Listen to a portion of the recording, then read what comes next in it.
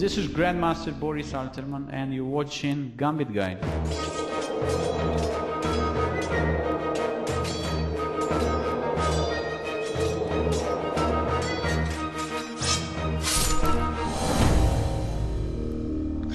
Today we start new Gambit series. Belgrade Gambit. After e4, e5, knight f3, knight c6.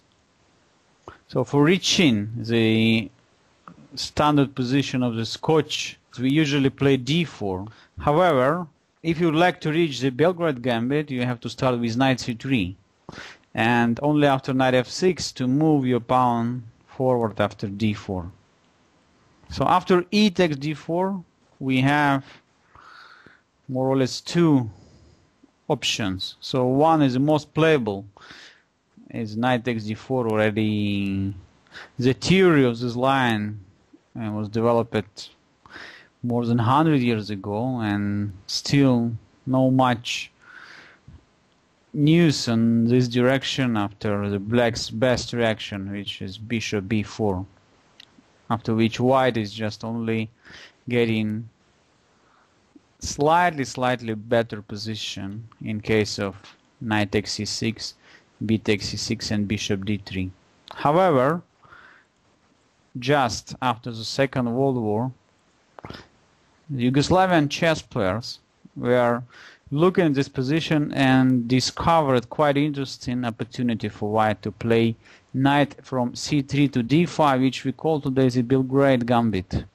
So after knight d5, white is just ready to sacrifice the material in order to get very dynamic position thanks to the strong knight on d5.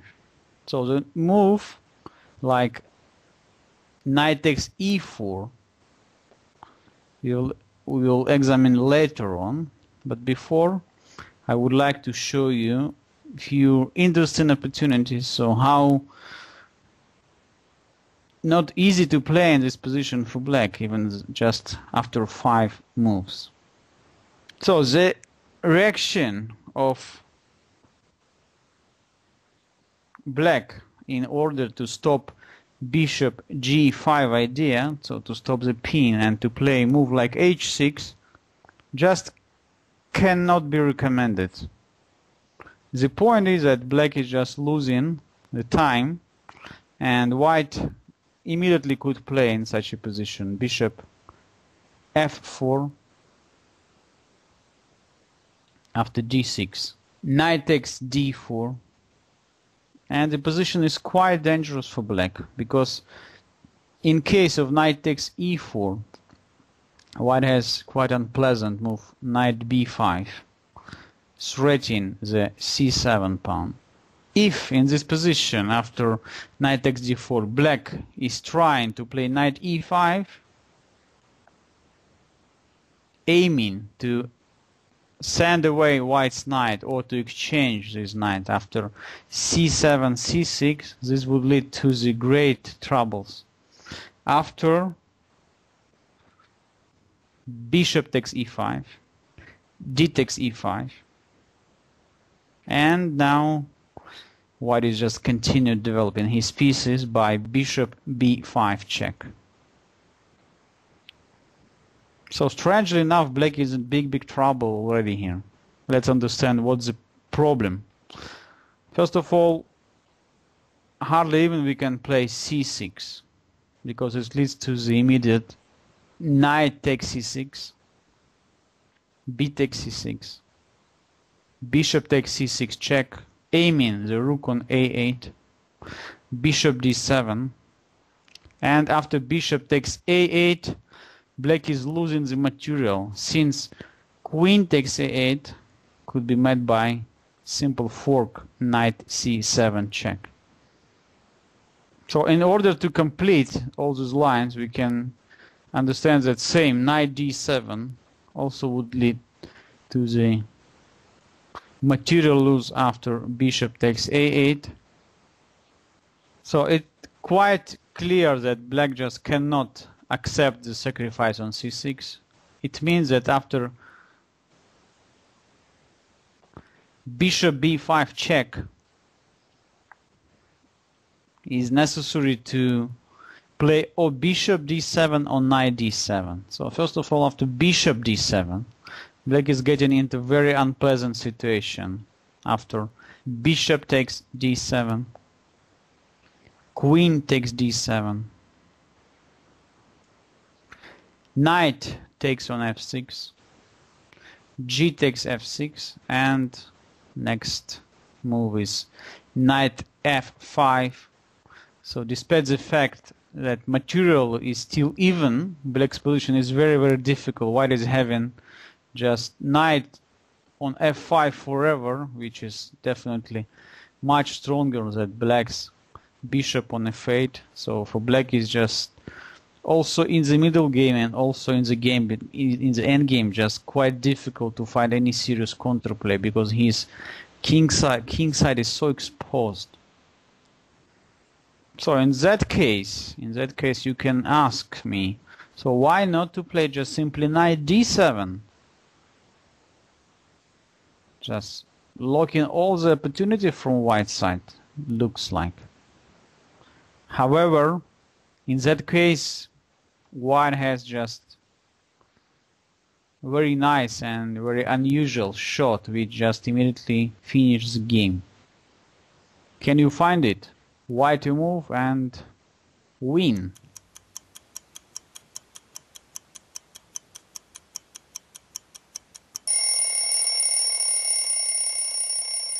Knight to e6 sends to the bad position of the king in the center and weakness of the diagonal e8 h5. Black has to accept the sacrifice, since after queen moving to h4 we just simply play knight takes c7 and winning at least the rook on a8, and after f takes e6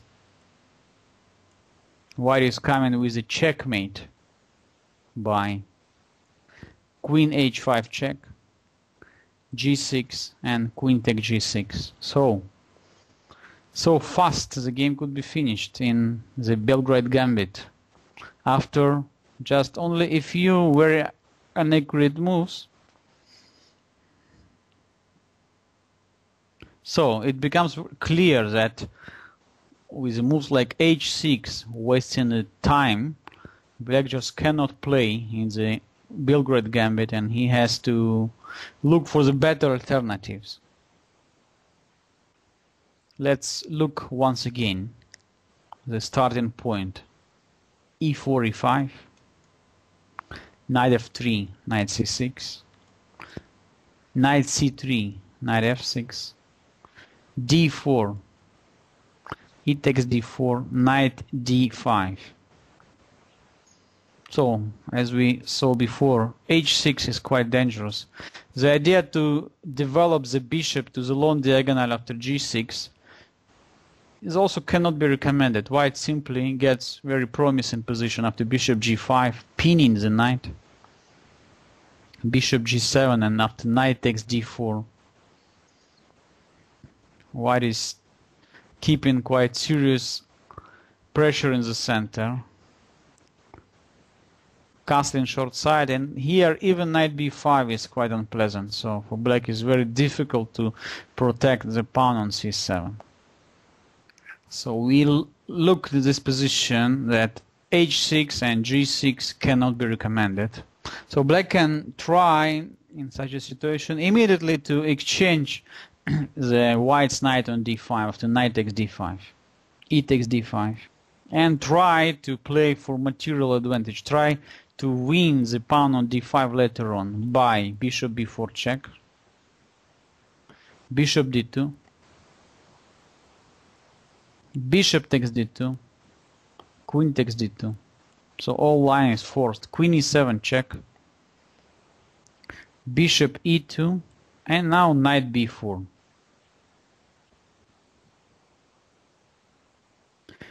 Knight takes d4, and black decided to capture the pawn on d5 because otherwise white just simply intends to move his pawn to c4, taking more control over the center, and It's absolutely unclear what for black moved his knight to b4 if not to capture the pawn on d5. So knight takes d5. However, in such a position, after short castling, we can realize that it's not so easy to find the good response for black. What's the point? The point is that if you play d6, white simply plays bishop b5 check, and next move would be rook e1. Clear that c6 cannot be recommended because of similar tactics with knight takes c6, b takes c6, bishop takes c6, and white at least win in exchange, threatening also rook e1. So just winning position. And the second alternative for black here is just to castle immediately. In that case, white has knight f5, queen e5, and it's not so clear how to continue your attack, since queen g5 is not so strong, at least after queen g6. However, white is having here nice combination attack, which start with the sacrifice. Queen takes d5. So suddenly black cannot recapture the queen, since after queen takes d5, white is coming with this nice fork, knight e7, and just wins a piece with no any compensation. Queen takes e2. So at least black had the opportunity to capture white's bishop. However, the very powerful position of white's knight and the queen in the center and undeveloped black pieces just giving a good reason for white to play for attack. So the strong alternative in this position is rook f to e1. Some games I saw in this position just finished with the knight take g7. However, it's quite difficult to pretend here on more than a draw after king take g7. Queen g5 check. King h8. So white has queen f6 with the repetition of the moves. However, I don't see if white has any more opportunities to play for win here in this position. Rook e1 improves dramatically white's attack. So in such a situation, it's very difficult for black to find a good move. Let's understand why. For instance, after queen g4, black is losing immediately. Simply h3. Queen somewhere g5 or h5, it doesn't matter. And then knight e7. The queen is hanging. The game is finished. After rook f to e1 to capture another pawn, queen takes c2. So what would happen in that case? Let's try to find. So this is a typical situation when white is having just one extra piece in the game. I mean, knight on f5 is much more active than the bishop on c8, and all black pieces still on the back rank. Despite the fact the king is already castled, white can create the decisive threats against it. So let's try to find the way how white could complete his task. Queen e5. It's ready in the mate with queen take g7. It's not leaving black too many defensive resources, but f6. In that case, we come back with the check. And after king h8, just performing another combination for the weakness of the back rank. So if you solve the puzzle, that you can find the solution quite easily. White to move and win.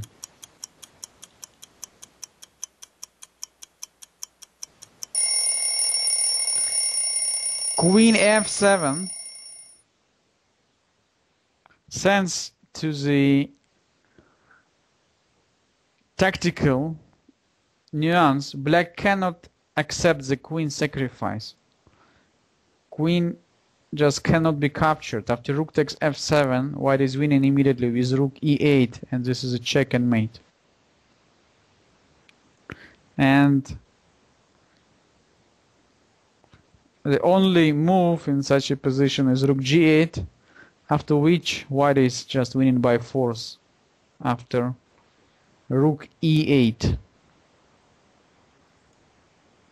So the game is over. Just rook cannot be captured because of the checkmate, but from the other side there is no way to stop queen takes or rook take g8 or queen take g7, and this is also checkmate. So black is just done. Look at the typical situation. White, thanks to his development advantage, just demolishing black's position so fast already in the opening. Let's try to find the better defenses for black after knight d5. After e4, e5, knight f3, knight c6, knight c3 and knight f6, d4, e takes d4, and now knight d5. So we look on knight takes d5, we look at g6, we look at h6. Now let's try to develop bishop to e7, and only after white capture it back with knight takes d4, maybe to capture on e4 the pawn. I would say that better solution probably in this position is just to play short castling, but let's understand why knight takes e4 is so dangerous. The reason is just even here tactical. After knight f5, black is having a lot of troubles since all his pieces and pawns are hanging. So there is no time for black to castle short side. Since after queen g4, the position is just very, very difficult for black. White is intending queen takes e4, white is intending queen takes g7. Move g6 is just losing instantly after knight takes e7. Knight takes e7. And sends us a lot of problems over the long diagonal, so white just simply takes the advantage of it by tricky move. Queen d4 simultaneously attacks the knight on e4 and the rook on h8, so the game is over. All black is losing a piece after castling, and then queen takes e4 with the extra piece with no any compensation for black. Or black has to play knight takes d5. However, queen takes h8, king e7, and then queen e5 leads to the fourth checkmate. Black's only move is king f8. Now we are not capturing even knights, we just simply bring the bishop into the game, and this is forcing black to resign, since king g8 will be met by queen g7, and this is a checkmate. So as you can see, black is in quite serious trouble in case we don't know how to react on Belgrade gambit. So finally, let's try to look at the position after knight takes e4 immediate. After e4, e5, knight f3, knight c6, knight c3, knight f6, d4, e takes d4, knight d5. So the quite principal move in such position is knight takes e4. So now white has to prove that his compensation is real. So the most natural continuation, of course, is just trying to use the position of knight on e4, which is hanging and also pinned in many lines after queen e2. Black cannot move his queen to e7 since e7 square is controlled by white's knight. However, f5. And now white has two interesting opportunities. So the old theoretical move here, I would show you, is knight g5, which leads to enormous complications. So white is intending also to capture on e4. Also in many lines, white is intending queen h5 move. So the strong position of knight on d5 is not allowing black to develop so easily. And move like knight e7, trying to exchange the strong knight on d5, leads to the huge problems for black by knight takes e4. One game even finished with the classical checkmate, like from the game Keres-Arlamovsky, from the famous Caro-Kann trap, when knight takes d5 could be met here with knight d6. This is a double check and this is a checkmate. So instead of knight e7, if in such a position black is playing bishop e7, this also leads to the quite serious problem. Knight takes e4, f takes e4, queen takes e4 is very difficult for black to continue developing. Short castling, bishop to d3, g6. So now white could continue bishop to h6, intending just simply short castling next move. Bishop b4 check. Black is trying to use position of white's queen and the king, which both are situated on the e file. However, this attempt is not successful after king f1. And now in case of rook e8, white already could make black's life very difficult after queen knight f6 check, and the position of black is just completely lost. Queen takes f6, queen takes here check, bishop f8, and at least we are going to win another piece after bishop c4 check. d5, bishop takes d5. It's quite funny that this position was played in the game between two strong players, one Derwady and Ye Rongguan, in the Harlem Open Tournament in 1996. And Ye just didn't find any good solution in this position and lost almost immediately still after knight e7. Knight takes e4, f takes e4, and here Derwady came with check on h5, g6, queen e5, threatening rook on h8, rook g8. It was possible already to play knight f6, but white simply continued developing his pieces. Bishop g5, black is still in big trouble. Bishop g7, and suddenly after knight takes c7 check, king f7. So instead of moving the bishop to c4, white simply checked black's queen after queen f4, and the game immediately finished after 13 moves. So black just completely hopeless. Cannot move bishop to f6 because queen takes f6, and cannot move knight f5 because bishop takes d8. So let's back a few moves and look once again the position after knight takes e4, knight g5, and try to find some better solution for black. So instead of knight e7, once black tried to play in this position bishop b4 check. So trying to finish the development by this check and later on maybe to go for short castling. However, white is using here the Danish gambit idea: c3,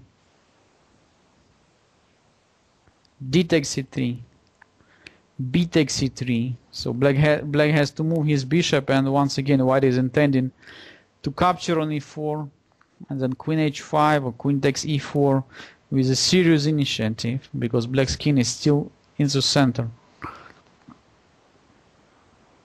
So black went for complication and played knight d4, starting his own counterattack.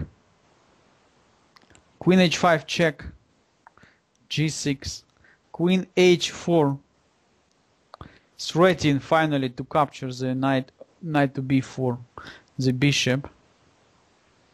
So black is going for material. Knight c2 check, king d1, knight takes a1, but white's attack becomes just very strong. Bishop c4, going once again for development instead of material.